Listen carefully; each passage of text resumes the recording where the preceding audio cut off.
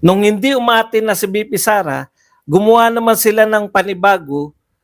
Nag-akusa yung isang congressman sa Congress, gusto nilang umatin yung Vice President sa Congress. Mapapasagot nyo lang po yung Vice President sa impeachment. Ang tanong, bakit ayaw nyong magsampa ng impeachment? Kahit sa press, pwedeng hindi sumagot si Martin. Bakit pinipilit ninyong sumagot sa akusasyon ninyo si BP Sara sa loob ng Congress? Budget hearing po muna tayo para po malinaw lang sa inyong lahat. Kaya po iniimbitahan yung mga pinuno ng ahensya. Ipapaliwanag nila yung budget na ginastos nila noong nakaraan. Ano po ang contention nila? Mayroong anomalya sa budget ng Vice President at ng DepEd Secretary noong siya ay pinuno. Ano po yung anomalya? Confidential fund. So ano po ang kapangyarihan ng Kongreso? Usigin ang Vice President? Hindi po. Wala po silang kapangyarihang usigin ang Vice President. Ang pwede po nilang gawin ay hindi mo pala maayos na isakatuparan itong budget tungkol sa confidential fund. Hindi ka na namin bibigyan ng confidential fund bilang parusa. No? Ganun po yun. Sa budget, hindi mo maipaliwanag. Hindi mo maipaliwanag to, isisiro ka namin. Tatanggalin namin tong item na to. Pero bago pa po nila isalang yung confidential fund, tinanggal na nila yan. Wala na pong confidential fund ngayong 2024. Nakuha nyo po? So ang ginagawa po nila, purely paninira na lang. Pwede pong hindi sagutin talaga. Pwede pong hindi umatin talaga.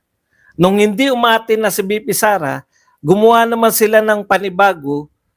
Nag-akusa yung isang congressman sa Congress, gusto nilang umatin yung Vice President sa Congress. Vice President yan ng Pilipinas eh. Hindi naman si Roque yung kinakausap nyo. Ngayon, ano sabi ni BP Sara? Ano gagawin nyo? Papatanggal nyo ako? Hindi po pwede. Kaya po naglagay yung batas, yung gumagawa ng saligang batas ng impeachment.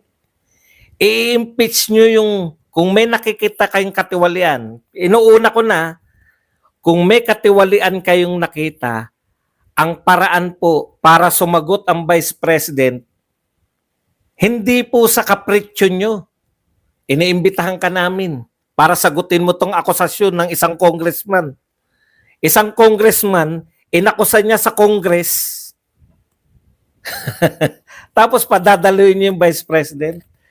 Mapapasagot nyo lang po yung Vice President sa impeachment. Ang tanong, bakit ayaw nyong magsampa ng impeachment? Ang sagot, wala kasing kayong kaso na maisasampa. Sinagot na yan ni BP Sara. Inunahan na kayo eh. Di ba? Wala kasi kayo. Kaya ang ginagawa nyo, fishing. Naghahanap kayo, gusto nyong magkamali ng sagot si BP Sara, baka may matuklasan kayo, hindi kayo ialaw ni BP Sara. Bakit nyo siya abalahin dyan sa kalokohan nyo? Sarili nyo lang yan eh. Si Valeriano nag-akusa. Hindi niya nga maakusahan si BP labas sa... Alam nyo po kasi pwede kang mag-akusa talaga eh. Pag ikaw ay nasa privilege speech, hindi ka pwedeng kasuhan. Hindi niya nga maakusahan si BP Sara sa labas ng privilege speech eh. 'Di ba? Magsampa kayo ng kaso kung gusto niyo sumagot si BP Sara. The mere fact na hindi niyo pa rin makasuhan hanggang ngayon kasi wala kayong isasampang kaso. Ano na lang yung ginagawa niyo? Kunwari, pinasasamahan niyo na lang siya. Ngayon, ganito ang dialogue nila. Dahil hindi kayang sagutin ni BP Sara, gumawa na naman ng kung ano-ano. Ano raw to? Yung diversionary tactics. Sasagutin natin yung diversionary tactics nyo, ha? O, sige, magsisimula na ako magbasa. Unang pagbasa. Ito po ang sinabi ni BP Sara kahapon. Imagine nyo, mayroon tayong speaker na on record, on paper, in another country na tumanggap ng suhol. Nakakahiya. Meron daw tayong speaker, tumanggap ng suhol. Yan po ay nasa dyaryo sa ibang bansa. Nakakahiya. No? You are a national embarrassment. Martin, sabi ni BP Sara. Akusasyon ni BP Sara. Saan niya inakusa yan? Sa press. Hindi siya nagtatago kahit saan. Sa press conference, binunyag niya. Hindi siya nagtatago sa privilege speech. Tandaan po ninyo, ulitin ko, ha. Ang lahat na nagsasalita sa privilege speech, hindi mo siya pwedeng kasuhan. Kahit na anong sabihin niyang imbento, basta mayroong privilege, basta sa privilege speech yan, walang kaso yan. Doon sila nag-akusa sa mga privilege speech. Okay. Ito po, hindi po to, no? Pwedeng kasuhan ni Martin to si BP Sara. Inakusahan niya na mayroon tayong speaker on record, on paper in another country na tumanggap na suhol. Nakakahiya, sabi ni BP Sara. Tanong sa mga congressman, sasagot ba si Martin? Kahit sa press din? Siyempre hindi. Ngayon, parehas yun, ha? Patas yun. Walang uusig sa kanya. Hindi siya uusigin, hindi siya tatanungin, hindi siya yung duduru-duruin. Sa tingin nyo, sasagot si Martin? O kayo na sumagot para kay Martin? Sasagutin ba yan ni Martin na siya ay nanuhol ayon kay BP Sara sa mga dyaryo? Hindi sasagutin ni Martin. Ano? Pwedeng hindi sumagot si Martin? Kahit sa dyaryo, kahit sa press, pwedeng hindi sumagot si Martin? Bakit pinipilit ninyong sumagot sa akusasyon ninyo si BP Sara sa loob ng Congress? Si Martin nga hindi naman pinatatawag ni BP Sara sa Office of the Vice President. Pero hindi niya sasagutin yan. Hindi ba unfair yun? Mas malaki po yan. Suhol. Direkta. Kaso. Ano yung binibintang nyo kay BP Sara? Hindi masagot yung tinatanong namin. Paano sasagutin? Wala naman siya riyan. Di ba? Bakit hindi sumasagot si Martin? Pag si Martin pwedeng hindi sumagot, inakusahan si Marcos, BBM, na bangag at drug addict. Ang request, magpa-hair follicle. Pag tinatanong, tinatawanan lang. Bakit pwede sa magpinsan na hindi sumagot squarely ng mga direktang tanong? Akusasyon direkta. Inaakusahan sila na mag-amang Duterte. Direkta yan. Walang ligoy. Sa inyo nga, walang direkta eh. Sinabihan nyo ba na 50 million ninakaw ni BP Sara? Wala naman nagsasabi sa inyo na ninakaw eh. Pinasasagot nyo lang. Bakit naman sasagot? Okay. Isa-isay natin itong mga tukmol na to. Ito po, nagbabanta na si Rolando Valeriano. Hindi niya alam to. Kasi baka alam niyo na. Sabi ni Congressman, BP Sara's world is getting smaller. Alam mo kung yung mga nagsasabing lumiliit na yung mundo mo, napapanood lang namin yan sa mga lumang pelikula eh. Mga ano yan, mga pagbabanta yan eh. Valeriano, lumiliit na ang mundo mo. Di ba mga ganun yan? Mga mga kabayuhang landas yan. Yung mga tulisan yung mga nagsasabi niyan.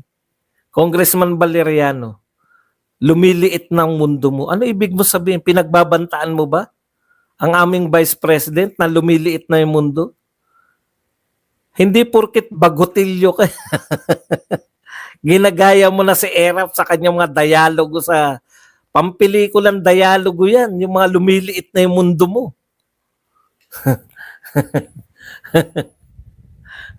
Hindi po, hindi po, hindi po katungkulan ng Vice President na pumunta ron sa kapritsyo ng mga congressman. Kapritsyo lang nila yan eh. Alam niyo po ba, kagalang-galang po ang Vice President. Pangalawa sa pinakamataas yan. Meron lang isang bagutilyong congressman na nagsabi na may anomalya. Pinaatin, anong gagawin nila? Ano po bang ginagawa nila pag hindi umattend? Contempt, di ba? Mako-contempt ba nila si BP Sara? Hindi po nila kayang i-contempt yan dahil kapritsyo lang nila yan eh. Ang pinakalegal, kaya nga naglagay ng